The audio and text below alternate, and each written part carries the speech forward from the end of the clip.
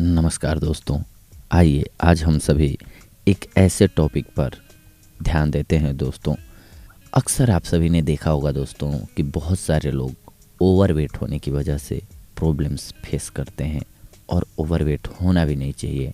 अगर हमारा वज़न ज़्यादा हो जाता है तो हमारा शरीर जो है वो बहुत सारी बीमारियों का घर बन जाता है दोस्तों।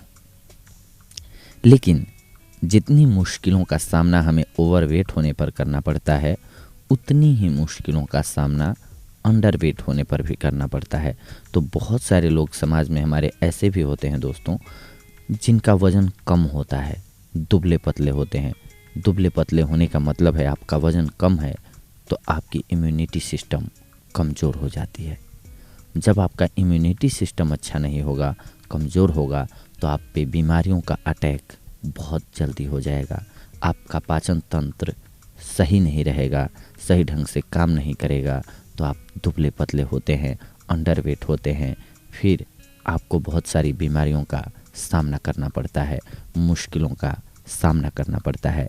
तो इसके लिए कौन सी ऐसी दवाएं हैं, चूँकि हम बाजारू दवाओं का अगर इस्तेमाल करते हैं तो वो हमारे बॉडी पर साइड इफ़ेक्ट्स भी कर सकते हैं।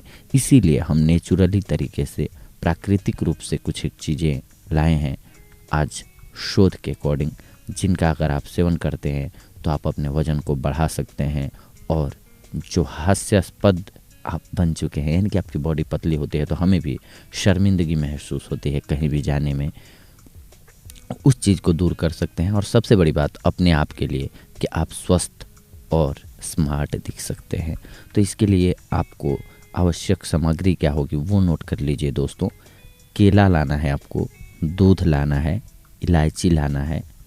अब इसको कैसे खाना है, मेन बात यह है दोस्तों, सुबह सुबह आपको खाली पेट केला और दूध को अच्छे से ग्राइंड कर लीजिए, यानी कि मिक्स कर लीजिए।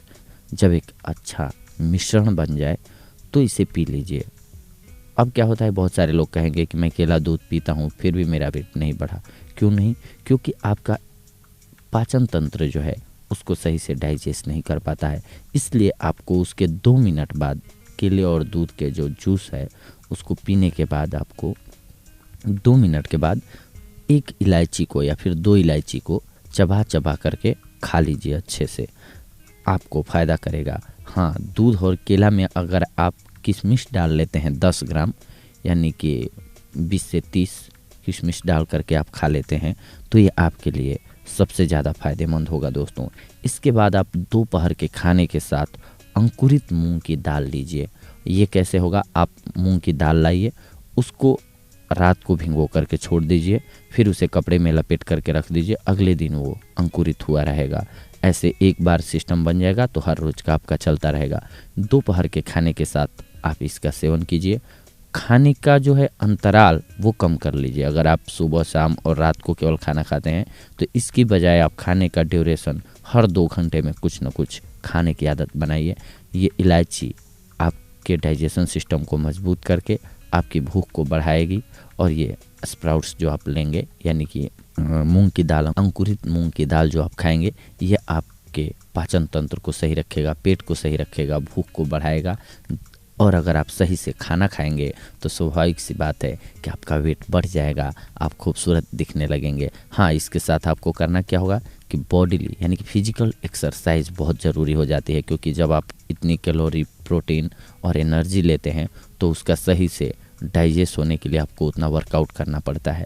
जब आप उतनी मेहनत करेंगे तो वो आपकी बॉडी में मसल्स के रूप में फैट आएगा दोस्तों, जो आपके लिए बेहद लाभकारी साबित होगा। तो देखा दोस्तों, आप सभी ने, आज हम आप सभी के लिए मोटे होने के लिए, यानी कि आपका वेट बढ़ाने के लिए कुछ घरेलू औषधियाँ लेकर के आए थे।